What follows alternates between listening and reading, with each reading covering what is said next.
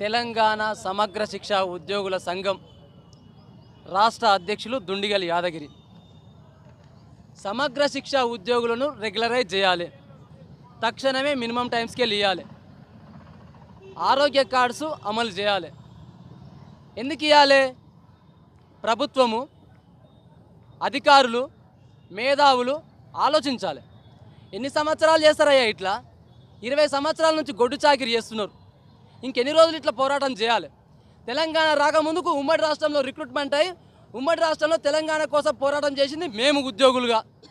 తెలంగాణ ఏర్పడిన తర్వాత గత ప్రభుత్వం మీద కూడా పోరాటం చేస్తే కొత్తగా గత సంవత్సరం 2023 సెప్టెంబర్ నెలలో రాష్ట్ర వ్యాప్తంగా 33 జిల్లాల కేంద్రంగా నిరసనలు సమ్మెలు నెల రోజుల పాటు చేస్తే ఆనాడు ఉన్నటువంటి టీపీసీసీ అధ్యక్షులు గౌరవ ముఖ్యమంత్రి రేవంత్ రెడ్డి గారు సెప్టెంబర్ నెలలో వరంగల్